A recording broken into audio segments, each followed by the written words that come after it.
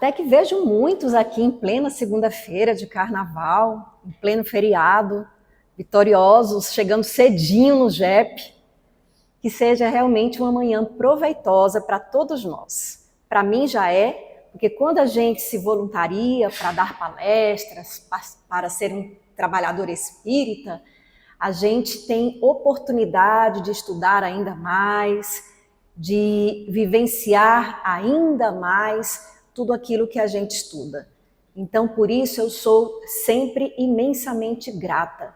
Começo, portanto, agradecendo a Deus, a doutrina espírita e a cada um de vocês que me acompanham e que agora compartilham comigo essa energia maravilhosa de amor. Muito obrigada. Tempo de calar, tempo de falar.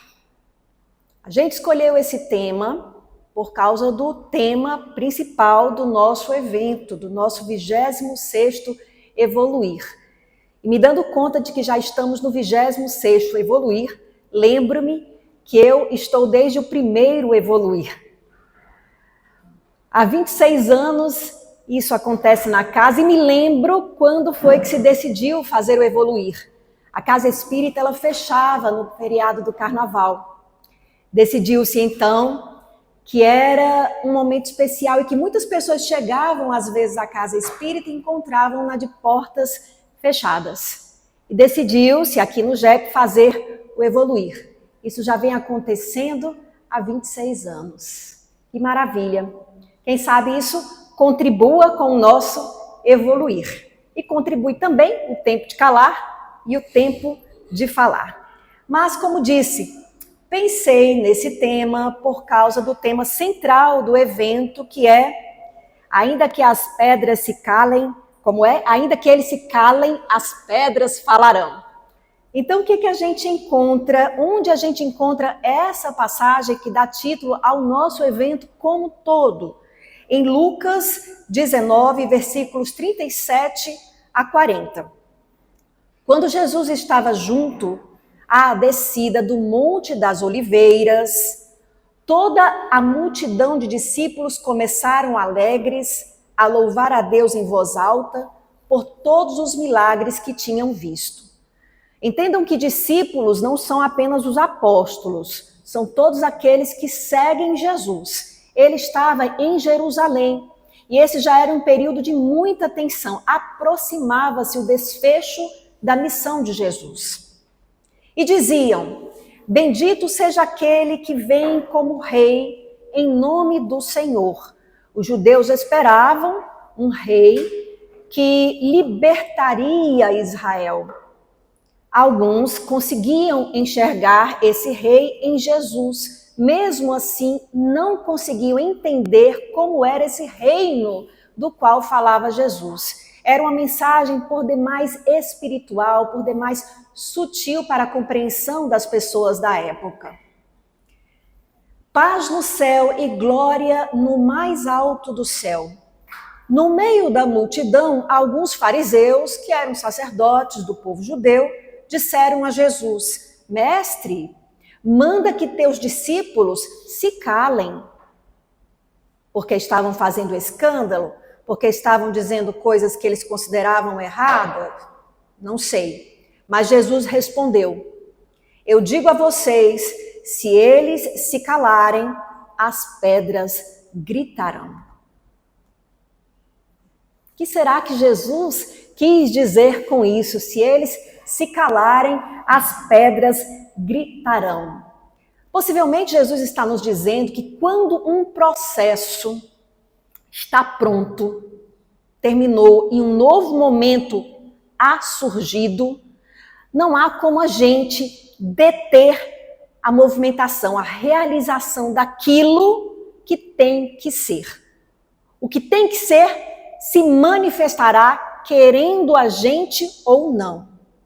Ainda que ele pedisse que os discípulos se calassem, o movimento iniciado pela presença de Jesus na terra, como um encarnado, não era mais possível de ser detido. As pedras, até aquilo que não fala, as pedras gritarão. Isso será apresentado inevitavelmente. E eu vou mostrar isso para vocês com um exemplo, de como isso acontece com um exemplo. A panela de pressão. Vocês têm panela de pressão em casa? Na minha não tem, porque eu tenho medo de panelas de pressão. Não sou lá uma cozinheira muito habilidosa também, jamais saberia usar uma, tenho medo. Minha mãe colocou medo quando eu era criança e acho que isso ficou para sempre. Mas vejam, a panela de pressão, ela é uma máquina fantástica. Vamos imaginar que a gente colocou feijão aí dentro. A água vai começar a ferver, ela está hermeticamente fechada e vai formar uma pressão que vai cozinhar mais rápido o feijão. Precisa, quando chega-se a um determinado ponto, afrouxar um pouco ali o apitinho, não é isso? E faz aquele barulhinho, que é porque a pressão está sendo liberada um pouquinho. O que acontece se essa pressão não for liberada, e é o que me dá medo? Ela vai explodir, né? Porque é pressão demais. Então, ainda que a gente tente o deter, quando chegou o momento, se a gente não liberar, vai explodir. Entenderam? Ainda que eles se calem, as pedras gritarão. A explosão vai acontecer, porque já é o tempo dessa explosão, da pressão ser liberada. Se não for por bem, será por mal. Possivelmente esse é o mecanismo que está também por trás dos nossos adoecimentos. Às vezes as doenças, os problemas, os desequilíbrios são isso. Está numa hora de mudança. E ainda que a gente se cale, as pedras gritam, o corpo grita, a vida grita, como se nos dissesse, é hora de liberar pressão. Se você tentar evitar, uma explosão vai acontecer. Isso me lembrou uma outra passagem bíblica que trago aqui para vocês, ela é bem conhecida, é do Antigo Testamento, Eclesiastes 3. E à medida que eu lia todo o Eclesiastes, antes de preparar essa palestra, eu me dei conta do quanto possivelmente Jesus tinha conhecimento realmente do Antigo Testamento. Porque a gente encontra muito de Jesus aqui, ou encontra muito do Eclesiastes em Jesus, melhor dizendo. Diz o Eclesiastes em capítulo 3. O Eclesiastes é um livro da Bíblia atribuído a Salomão, mas possivelmente não foi Salomão, mas um sábio que se colocou ao escrever como Salomão para melhor dar impressão ao que estava falando. Ele se diz filho do rei.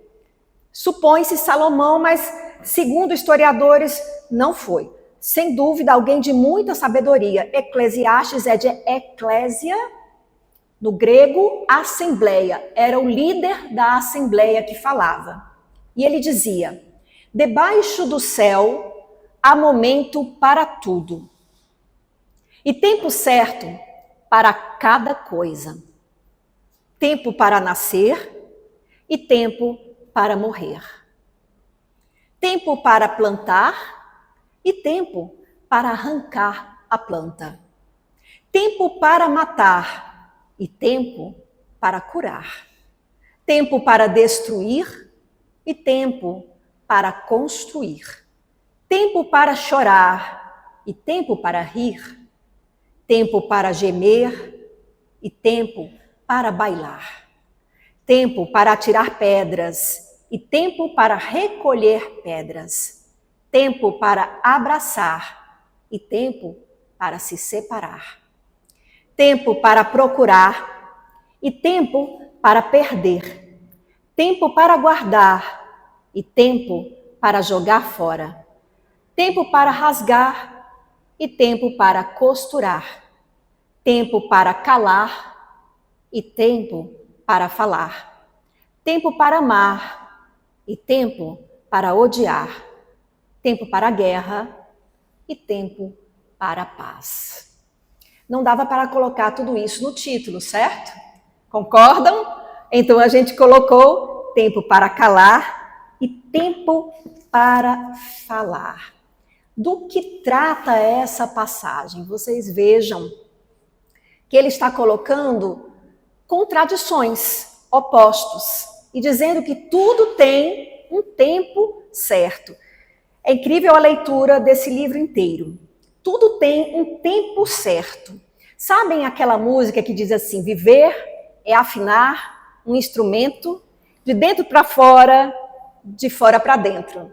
Pronto, ele está cantando a música, certo? Viver é afinar esse instrumento num movimento que vai de dentro para fora, de fora para dentro. É a realidade do nosso mundo manifesto. No mundo manifesto, no mundo material, é assim que se dá a vida. Atravessada pelo tempo, e um tempo que se dá em movimentos para dentro e para fora, para um polo e para outro polo. O que é isso? Imaginem de novo a panela de pressão. O feijão estava lá. Antes do feijão ser colocado na panela, o que a gente deve ter feito? Ter separado o feijão, não é isso? A gente separa os grãos de feijão. Alguns estão estragados, outros estão bonitos, vistosos. A gente vai se separando. Às vezes acontece de ter pedra, pequenas pedrinhas misturadas ao feijão. A gente tem que peneirar, tem que separar as pedras do feijão. Então a gente coloca a água e coloca o tempero e coloca na panela. É por aí mesmo? Estou equivocada?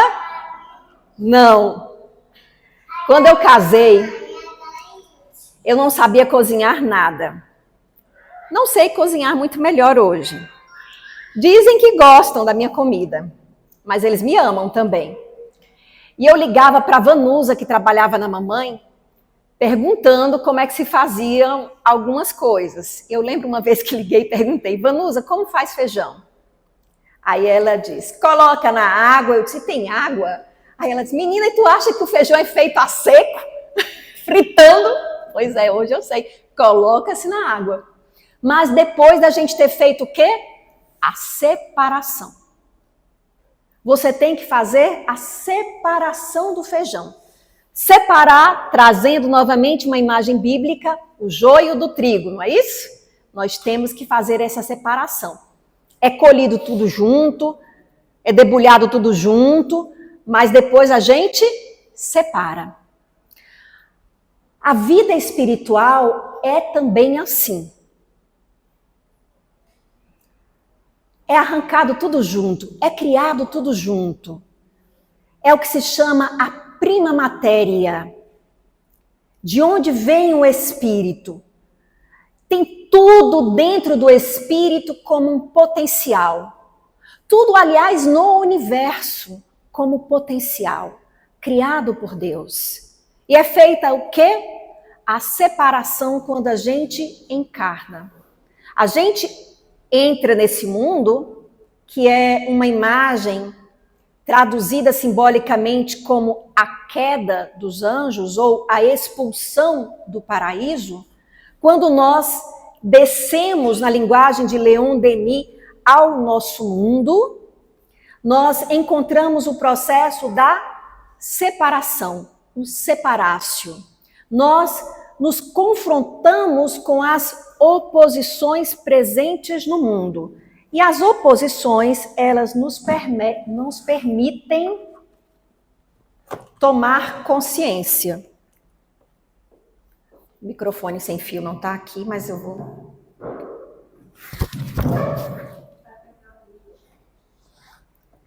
É só para mostrar uma coisinha para vocês.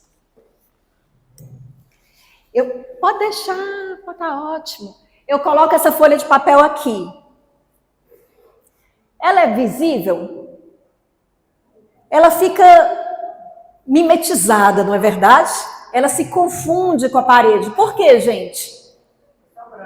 Porque ela é da cor da parede, exatamente. Não há contraste. Se não tem contraste, não é percebido, não vem a consciência. Mas agora eu coloco essa.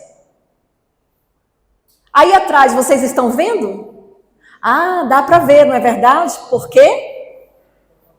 Porque tem contraste. Percebem? Quando há contraste, surge consciência. Sem contraste, nós não percebemos, não há consciência. Quando nós encarnamos no mundo material, espíritos, em suas primeiras encarnações, nós viemos da totalidade das possibilidades, onde tudo existe, mas não há consciência de nada para o espírito. Está tudo misturado. É a prima matéria, a matéria-prima. Quando você tem uma escultura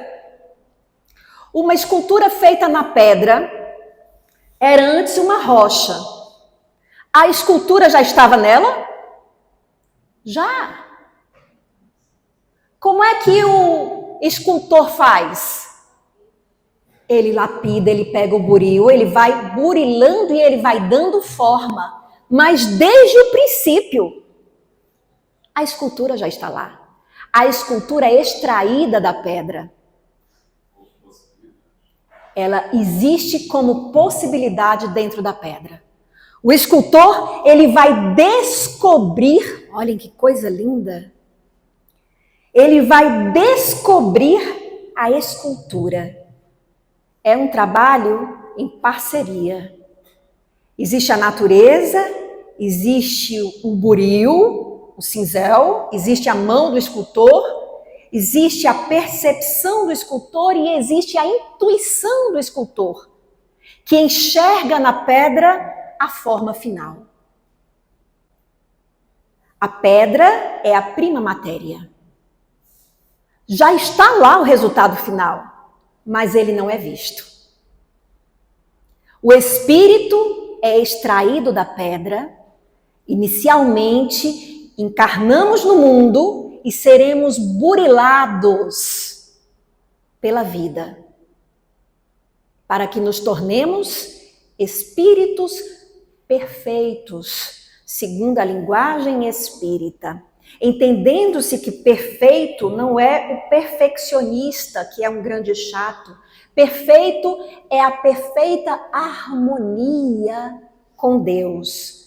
Mas o animal já vive em perfeita harmonia, porém, como prima matéria, ele não tem consciência dessa harmonia.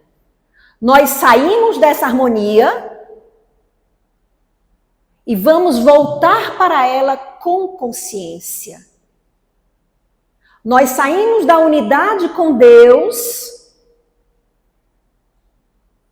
encarnamos, nos apartamos do Deus em consciência de Deus, para retornar a Deus com consciência. Ao longo de muitas e muitas encarnações, esse processo é feito. E esse processo será realizado no tempo certo. Queiramos ou não queiramos. E o sábio do Eclesiastes percebe isso. Ele está falando em todo o livro de tudo que tem na vida. Ele refletiu e ele concluiu. E ele está apresentando à Assembleia a sua conclusão. Isso antes do Cristo.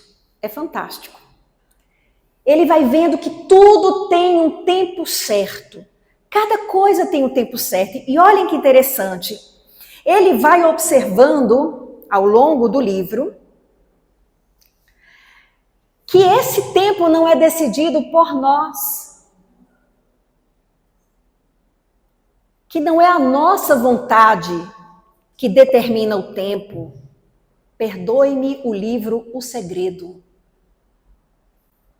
Chega perto do segredo, mas não é a nossa vontade. Eu não sei se vocês já observaram, e se já leram esse livro, faz tempo que ele virou uma grande onda, uma grande moda.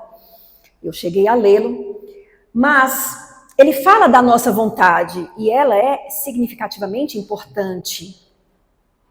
O escultor que segura o cinzel é importante, a nossa vontade, mas ela não determina tudo. Existe acima dela uma vontade maior. Eu posso ter feito tudo certinho, eu posso ter comido a melhor comida a vida toda, eu posso ter feito atividade física a vida toda, eu posso não ter exagerado em nada, nunca ter colocado uma gota de álcool na boca, posso nunca ter fumado e ainda assim eu posso ter um câncer. Por quê?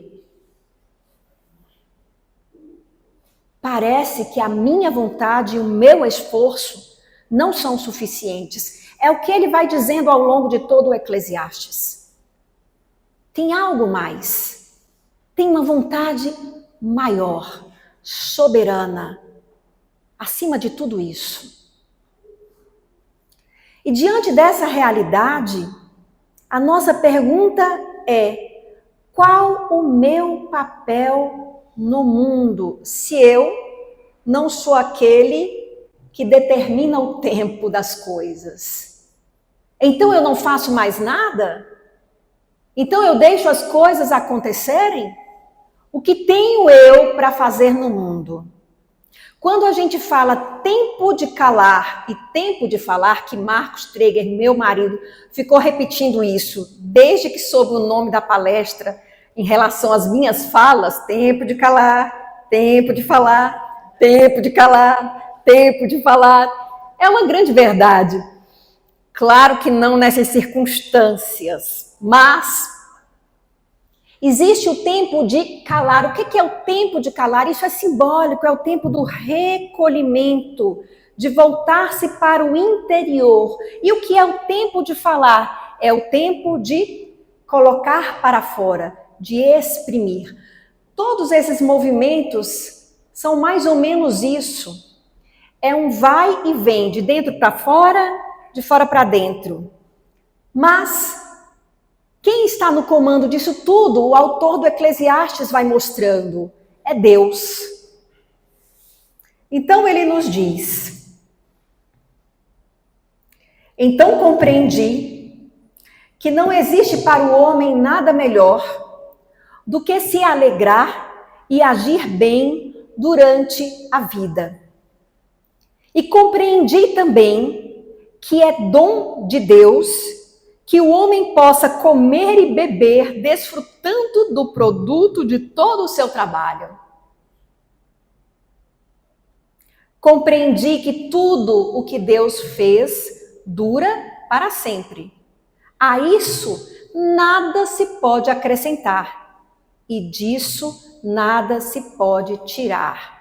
Deus fez assim para ser temido. O que vocês acham?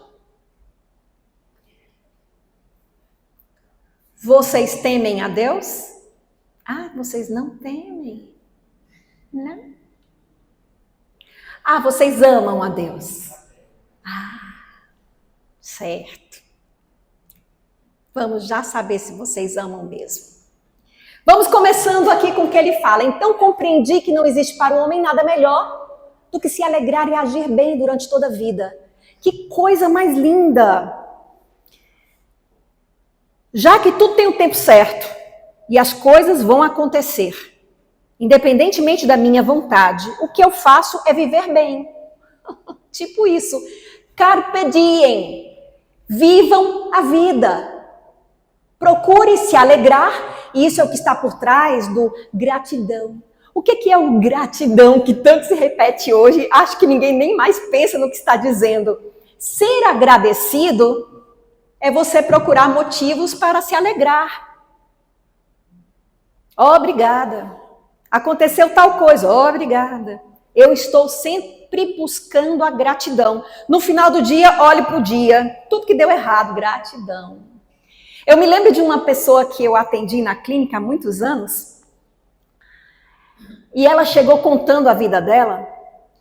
Ela tinha a mesma idade que eu, inclusive. Ela tem, né, porque ainda é viva, mas não está mais na clínica. E ela contou uma série de desgraças, uma atrás da outra. Tudo dava errado. Quando ela terminou de contar as desgraças, ela disse assim: e aí, Carol, eu estou aqui porque tudo dá tão certo para mim que eu tenho medo que algum dia dê errado. E eu pensei, meu Deus, não vai dar errado. Por que ela disse isso? Porque quando ela ia dizendo as coisas que davam erradas, ela dizia, mas aí fiz tal coisa, e aí tal, isso me levou a isso. Ela ia observando como aquilo trazia um bem para ela. Tipo, ela não planejou engravidar, engravidou, mas quando engravidou estava no meio de uma especialização, e assim ela fez aquilo, e carregou a criança e tal coisa aconteceu, e ela olhava isso tudo positivamente.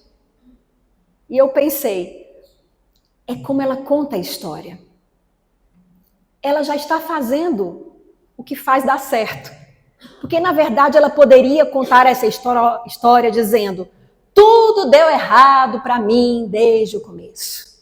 E eu estou aqui porque não aguento mais. Tudo bem, às vezes a gente pode dizer isso, não tem problema.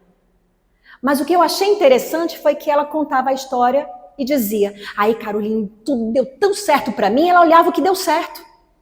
Que eu tenho medo que um dia dê errado. Ela tem medo. O que é esse medo? O medo que um dia dê errado. É Deus fez assim para ser temido. O que é o medo de que um dia dê errado? É o reconhecimento de que acima da minha vontade existe uma vontade maior. Mas aqueles que dizem que amam a Deus. Quero ver se amam. Primeira epístola de João, no Novo Testamento, no Evangelho. Primeira epístola de João, capítulo 4, versículo 20. Se alguém disser, amo a Deus, mas odeia o seu irmão, e odeia, não dê aí o potência do odeia, tá? Mas assim, não gosto, não simpatizo, falo mal, é mentiroso. Pois quem não ama seu irmão, a quem vê, não pode amar a Deus, a quem não vê. Vocês amam mesmo a Deus? Pressupõe-se que amam a todos, indistintamente. Vocês amam Lula e Bolsonaro, os dois.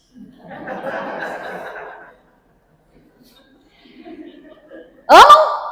Se ama, ama a Deus. Foi desafiador agora, não foi? Ah, peguei! Não é tão simples amar a Deus, mas temer a Deus. Eu mesma, gente, sempre pegava com essa palavra, temer a Deus. Como assim? Temer a Deus. A gente não tem que temer a Deus. Falei isso em palestras. A gente tem que amar a Deus. Até eu ver que não é tão fácil amar a Deus. O que é temer a Deus? Não é você ficar tremendo de medo à noite, não. Mas, lembram que eu falei do exemplo? Eu disse, você pode não ter fumado a vida toda, não ter bebido a vida toda, ter feito toda a atividade física, tudo como manda o figurino e ainda ter um câncer. Vocês não têm medo? Vocês não têm medo? Eu tenho. Eu tenho medo de perder um filho. Não façam isso comigo. Mas eu sei que a vontade maior é a dele. Eu tenho alguns medos bem grandes. Eu tenho medo de morrer sofrendo lentamente. Vocês não têm? Eu tenho medo da forma como eu perderei algumas pessoas ainda e de perdê-las. Eu tenho medo de acontecer uma nova pandemia e ser bem pior do que a primeira que eu vi. Vocês não têm medo? Eu tenho medo daquilo que eu desconheço, do que eu não sei como será. e que pode me exigir muita força. E eu tenho medo de não saber enfrentar essa força, com essa força, a dificuldade que há de vir. Eu tenho medo porque eu vejo que o mundo é criativo, como diz o Eclesiastes, em coisas difíceis, em dores e dificuldades. Temer a Deus é você ter consciência disso.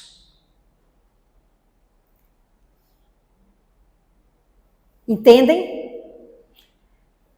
E para temer a Deus, é preciso associar e não enlouquecer, é preciso associar fé. Fé ao temor. Como assim? Como assim? Eu vou trazer aqui mais um pouquinho do Eclesiastes.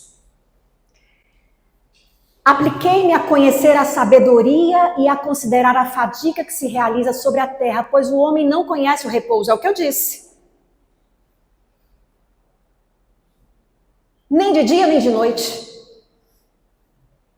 Observei o conjunto da obra de Deus e percebi que o homem não consegue descobrir tudo o que acontece debaixo do sol. Por mais que ele estude, por mais que a gente se esforce. Quem imaginava, por falar em pandemia, que algo assim aconteceria em pleno século XXI?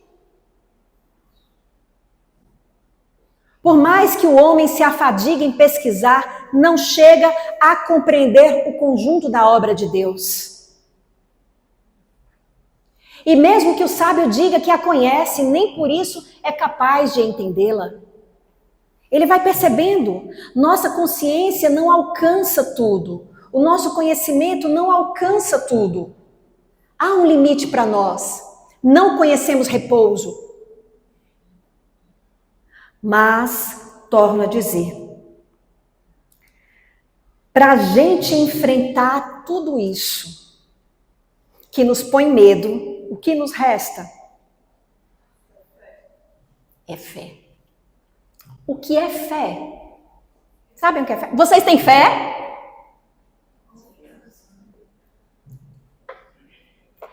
Eu acho que eu tenho.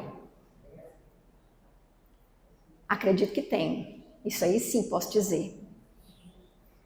O que é fé?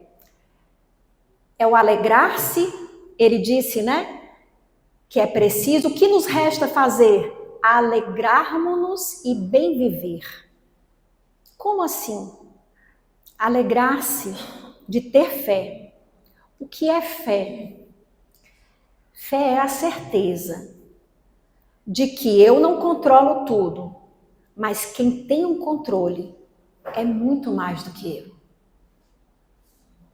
Fé é uma confiança de que mesmo que me venha a dor, e ela seja uma dor inenarrável, essa dor é o buril que descobre a escultura sob a pedra. Porque existe Deus. Fé é acreditar na existência de Deus. Eu duvido da existência de Deus. A doutrina espírita, ela é muito bem sucedida porque traz uma reflexão raciocinada. Kardec trabalha muito bem com isso. Tem um momento, eu não sei se é em A Gênese, em que ele diz assim: se você jogasse as letras do alfabeto, é o céu e o inferno, não lembro, no chão, várias letras, um pacote de letras, pá, eu jogo. Qual a chance de formar uma palavra? Pode formar um eu, não é? Ao acaso. Uma frase com sentido. Qual a chance de formar um texto coerente? Qual a chance de formar um livro? Aí a gente pensa que o universo nasce de uma explosão. E da explosão é feito tudo que a gente tem e é por acaso? É uma questão racional. É mais absurdo acreditar no acaso do que acreditar numa inteligência por trás de tudo isso. Do funcionamento perfeito desse corpo. A gente desenvolve o celular, todo dia eu coloco para carregar, e esse corpo, ele dura alguns anos, esse corpo espero que dure pelo menos uns 90. Vai durar, vai dar defeitinho, mas dura, se recarrega através do alimento, do sono, perfeito. E isso desde que o homem é homem, desde o começo. Não é incrível? Memória maravilhosa, nunca precisei comprar nada para ampliar minha memória. Tudo bem que ela não é lá essas coisas às vezes, eu confesso. Mas o aparelho é incrível, vocês não percebem? E vocês acham que é por acaso? Se eu disser, gente, isso aqui, ó, se formou por acaso. Papocaram, como diz o cearense, um monte de coisa no chão e montou isso aqui. O que é que vocês vão dizer? Ah, Caroline mentirosa. Se não é mentirosa, é doida. É claro que não. Mas aí, o sábio diz, houve uma explosão, papocou o universo todinho, saiu dentro dele. Legal, né? A Terra, a gente, os dinossauros, não necessariamente nessa ordem, mas enfim, tudo saiu dessa explosão. E aí, nossa, é verdade. É porque teve milênios. Ah, isso aqui foi papocada há milênios também. E ainda assim vocês vão dizer, Caroline tá doida. Não é verdade? Não dá para formar. Mas forma a gente, o cachorro, o leão, o urso, forma a montanha, forma a árvore, forma a água, forma o rio, forma o mar. Tudo de uma explosão. Ao acaso. Agora, é claro que a gente também não vai pensar que num dia Deus disse, faça-se o sol, e o sol se fez. Faça-se a... O que mais que ele disse? Os bichos, e os bichos se fizeram. Faça-se o homem se fez. Isso, Caroline, então é uma mentira bíblica. Não, é um símbolo, isso é simbólico. Kardec explica bem direitinho a criação simbolicamente lá em A Gênese. Podem ler. Mas, enfim, voltando aqui, o que é que a gente faz? A gente se pergunta, o que nos resta? Observei outra coisa debaixo do sol, diz o autor do Eclesiastes. Em lugar do direito, encontra-se a injustiça. Ele vai vendo as barbaridades que tem no mundo. E em lugar do justo, encontra-se o injusto. E concluí que o justo e o injusto estão debaixo do julgamento de Deus, porque existe um tempo para cada coisa e um julgamento para cada ação. Isso é a fé. Quanto aos homens, penso assim, Deus os coloca à prova para mostrar que eles em si mesmos, pasmem, são como animais. Deus os coloca à prova para mostrar que eles em si mesmos são como animais. De fato, o destino do homem e do animal são idênticos. Do modo que morrem estes, morrem também aqueles. Uns e outros têm o mesmo sopro vital, sem que o homem tenha vantagem nenhuma sobre o animal, porque tudo é fugaz, tudo é passageiro. Que tal? Tudo isso aconteceu para a gente compreender que nós somos essas dores, essas dificuldades que afetam os animais, afetam-nos também. Nós somos idênticos, ambos sujeitos à morte, o homem e o animal. Ambos nascem do sopro vital. Na doutrina espírita, sabemos que o animal é o princípio espiritual em desenvolvimento, sem que o homem tenha vantagem nenhuma sobre o animal, é a mesma coisa. Porque tudo é fugaz, tudo está passando, se transformando o tempo todo, nós e o animal. O que será que ele quer dizer com isso? E é aqui que eu vou buscar a resposta em Jesus. Quando eu li isso, eu só lembrei de Jesus. Diz Jesus: por isso é que lhes digo, não fiquem preocupados com a vida. Olhem a mesma coisa do Eclesiastes. Não fiquem preocupados com a vida, com o que comer, nem com o corpo, com o que vestir. Afinal, a vida não vale mais que a comida? E o corpo não vale mais que a roupa? Olhem os pássaros do céu, os animais, viu, gente? Eles não semeiam, nem colhem, nem ajuntam em armazéns. No entanto, o Pai que está no céu os alimenta. Também Jesus nos coloca no patamar do animal, nos comparando, nos dizendo como exemplo, olhem os pássaros do céu. Será que vocês não valem mais que os pássaros? Mas ele disse que a gente está valendo mais. Quem de vocês pode crescer um só centímetro à custa de se preocupar com isso? Continuando ainda Jesus. E por que vocês ficam preocupados com a roupa? Olhem como crescem os lírios do campo. Eles não trabalham, nem fiam. Eu, porém, lhes digo, nem o rei Salomão, o Salomão do Eclesiastes, em toda a sua glória, jamais se vestiu como um deles. Ora, se Deus assim veste a erva do campo que hoje existe e amanhã é queimada no forno, muito mais ele fará por vocês, gente de pouca fé. E aí ele encerra. Portanto, não fiquem preocupados dizendo, o que vamos comer? O que vamos beber? O que vamos vestir? Os pagãos é que ficam procurando essas coisas. Nossa, gente, parece que está falando com a gente, não é não?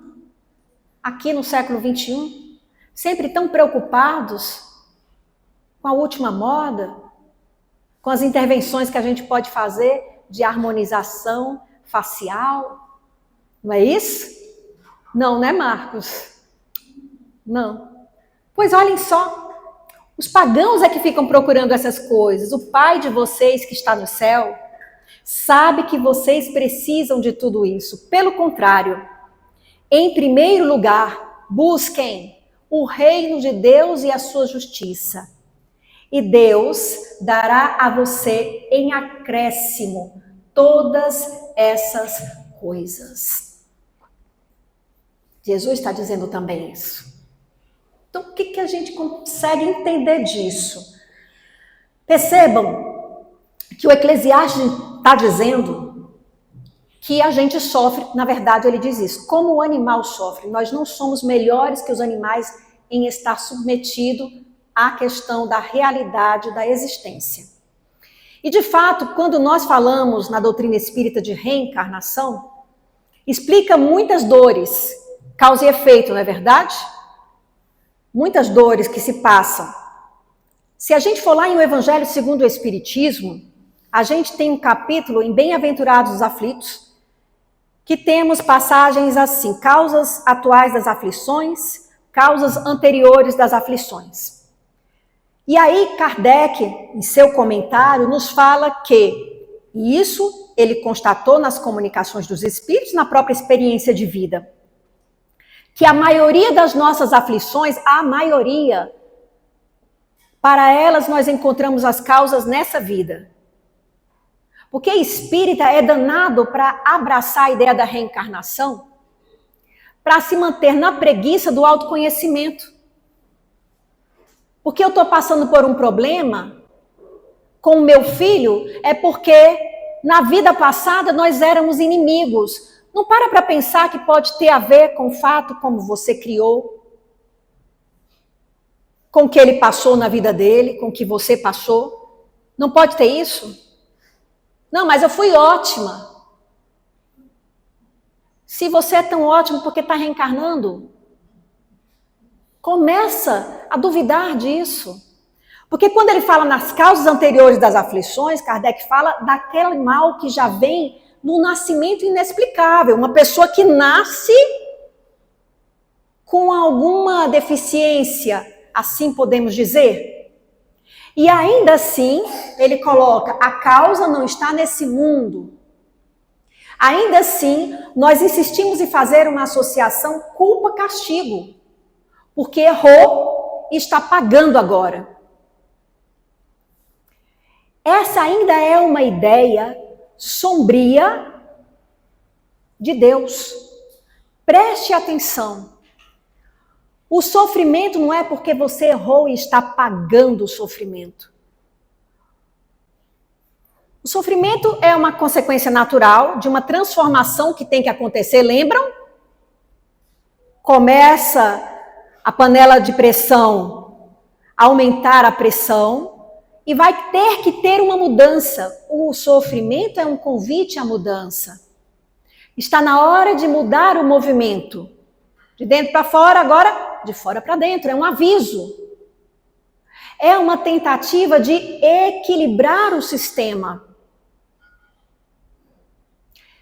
Portanto, você não sofre por castigo, você sofre para crescer. Você sofre, pasme, por amor. Por amor de Deus. É difícil entender isso, não é? Seu sofrimento está dentro dessa amorosidade divina que se manifesta em sua lei. Por isso o animal sofre. O animal sofre. E ele não fez nada? Como é que vocês acham que o princípio espiritual um dia ganha consciência? Pelo contraste. O animal, digamos, o gatinho, isso daqui é meramente ilustrativo, atravessou a rua sem olhar, foi atropelado. O princípio continua com um aprendizado. Ele reencarna também, com uma consciência ampliada. Opa, cuidado com os automóveis, meramente ilustrativo. Mas eu me lembro que quando eu era estudante de psicologia, existia um experimento que hoje não é feito mais, graças a Deus, porque basta a gente saber que ele existe, não precisa a gente fazer de novo, que era a gaiola de Skinner. Era uma gaiola onde a gente, eu acho que não existe mais, me disseram que não, que a gente colocava o ratinho.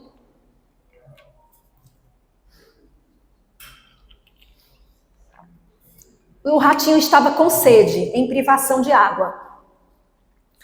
A gaiola, ela tinha uma barra, e quando se batia na barra, era um botão.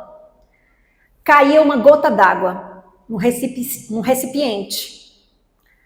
Quando o ratinho, melhor dizendo, era colocado dentro da gaiola, ele andava ali dentro a esmo, sem direção, ele apenas explorando o ambiente instintivamente. E, sem nenhuma intenção, ele batia na barra. Quando ele bate na barra, cai uma gota d'água. Ele está com sede, ele vê a água, ele bebe a água. Sabem o que acontecia? Depois de algumas batidas aleatórias na barra, o rato batia na barra de propósito. Porque ele sabia que ali vinha água. Como foi que ele adquiriu essa consciência? Esse conhecimento. Ele estava com sede, ele estava privado de água, ele estava ali batendo, e ali a consciência vinha de tanto se repetir aquilo. Entendem? Então, vamos dizer que Deus nos coloca no mundo, onde de vez em quando a gente tem uma privação, onde de vez em quando a gente dá de cara com uma solução que vem como aquela maçã que cai na cabeça do Newton. Depois de várias associações, aquilo pá, e uma consciência surge. Um conhecimento surge. Isso ao longo de muitos e muitos séculos, de um longo tempo. Entendem? Assim o espírito vai adquirindo consciência e vai chegar um momento em que esse princípio espiritual, que vai ter esses laivos de consciência, vai ganhar consciência de si. Eu existo. E aquele é um outro como eu. E quando ele chegar nesse momento, parece que algumas pessoas aqui já têm alguns pets que estão nessa etapa. Estão quase falando, não é verdade? E quando chegar nesse momento, ele deixa de ser unicamente um princípio espiritual e ele se torna um espírito. Óbvio que isso não é uma virada de chave, mas algo paulatino. Por isso que eu brinquei que alguns pets já estão chegando aí. Assim como a gente transita da infância para a vida adulta, passando pela adolescência. Existe princípio espiritual que está na adolescência, espírito que está para ganhar consciência de si e tornar-se espírito humano. Percebem?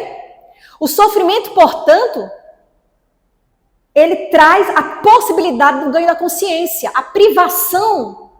Quando a gente encarna e sente fome, e sente sede, e sente desconforto, a gente quebra a cabeça para aliviar a dor.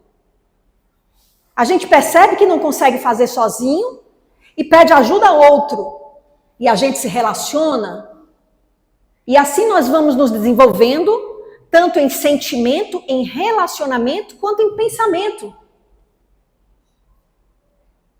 Tanto em experiências sensoriais, as que o corpo nos oferece, como a experiência da intuição, o sexto sentido. Nós vamos desenvolvendo durante as encarnações, no embate com as dificuldades. E isso acontecerá, queiramos ou não, no tempo certo. Tudo tem o tempo certo. Então, quando é seu tempo de ganhar consciência, o chamado vem. É melhor estar atento, e Jesus conta a parábola das virgens loucas e das virgens prudentes, e estar preparado para a chegada do noivo, diz a parábola. O sofrimento é menor. Porque se você está despreparado, o sofrimento é maior. Escute o chamado no primeiro convite. Confia. Confia no convite divino. E vai. É mais ou menos assim. Como é que eu entendo o convite de Deus? Tem coisas na vida que vêm, e aí a gente vai ter que não ter medo de errar. Entendam. É como disse o Eclesiastes, você estudando ou não, você não vai saber de tudo. Você vai ter que confiar em Deus. E você vai ter que ouvir sua intuição.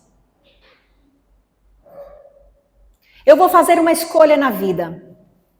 Conto a minha história. Eu ia fazer o vestibular. No meu tempo, era um vestibular para todas as faculdades, inclusive as públicas.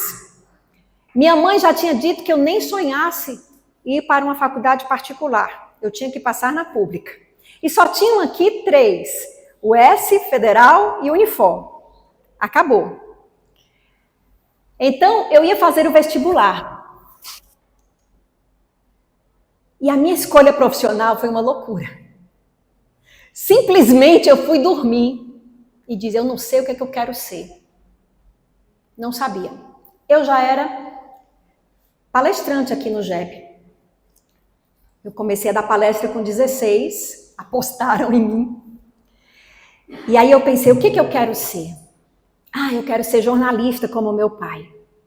E passei uma parte do ano achando que eu seria jornalista. Mas quando chegou no mais ou menos no final do ano, eu pensei, não.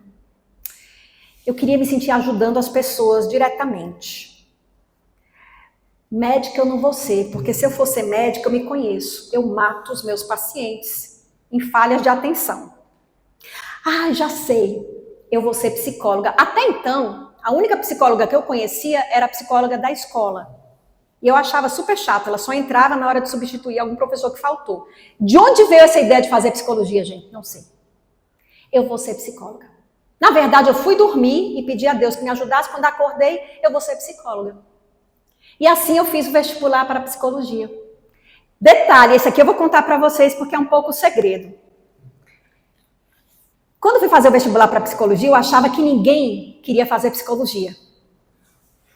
Isso há alguns anos atrás, tá, gente?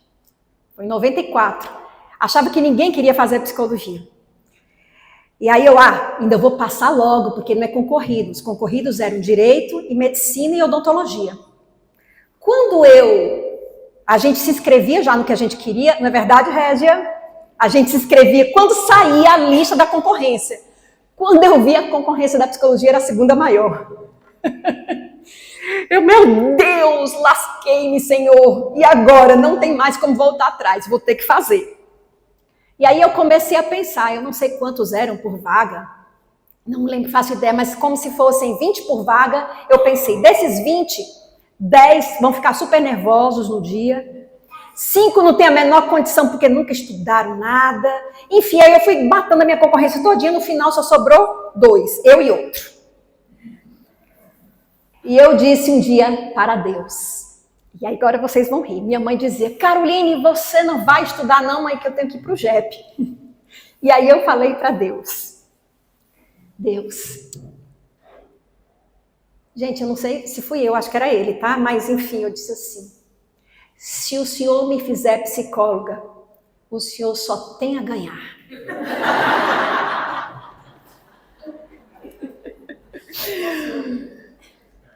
Eu vou ser uma psicóloga que acredita na existência do espírito. E isso faz falta no mundo. E eu prometo ao Senhor que eu nunca esquecerei disso. E de fato, acho que ele acreditou. Porque eu passei. Eram 2 fases do vestibular, eu passei na primeira fase em penúltimo lugar. Alguém me disse, Caroline, você passou, parabéns, obrigado, você viu em que lugar você estava? Não, eu tinha visto, mas não queria ouvir isso. Não. E eu disse, Senhor, agora o Senhor apostou até agora. Vamos continuar. E assim, eu tinha 2 específicas e a redação. As específicas eram biologia, história e a redação. Meu Deus, isso está sendo gravado. Enfim, já foi. O que aconteceu? Faltava pouco tempo para a prova e eu pensei, eu não tinha estudado nada, porque eu achava que eu não ia passar, mas aí eu passei. E eu passei. Ele acreditou. E aí eu disse, agora eu só vou estudar história, senhor, porque biologia já não dá tempo mais de eu estudar mais. Não dá tempo. O que eu sei é o que eu sei, e eu vou fechar a prova de história e fechar a redação. Pois ele acreditou. Eu não fechei não, certo, gente? Mas foram notas bem altas. E a de biologia, quando eu fui fazer a prova, e eram provas cursivas, né? Você tinha resposta cursiva. E quando eu fui escrever, eram 8 questões. Eu olhei a primeira de biologia, não sei, passa. A segunda, não sei, passa. E isso se repetiu até a 8ª. Quando eu cheguei na 8ª, eu pensei, Deus, tá certo, eu só preciso não zerar. Isso eu estudei. Eu não sabia, mas eu já estava usando psicologia. Isso eu não estudei, mas isso eu não sei aqui, mas com certeza esse conhecimento está dentro de mim. Porque eu estudei a vida toda e isso deve estar dentro de mim. Eu vou escrever o que quer que seja. Ou eu psicografei, ou eu respondi lá, mas passei. Passei. E quando eu passei, eu entendi. Foi ele. Com certeza, Deus acreditou na minha promessa. Isso, gente, já faz muito tempo, 30 anos, mais de 30 anos, e eu digo a vocês, eu ainda acredito na existência do Espírito, e olho o meu paciente, e eu vejo ali um Espírito imortal. Embora a clínica não seja um espaço para fazer, claro, a regimentação de ninguém, mas essa visão de mundo está comigo. E percebo, e aí é que a gente entende o chamado de Deus, que sempre se abrem portas na direção dessa promessa. É incrível. Até o mestrado foi a professora que veio aqui me buscar. Ela diz, também na UFC, Caroline, você vai fazer o mestrado. Vai, faça.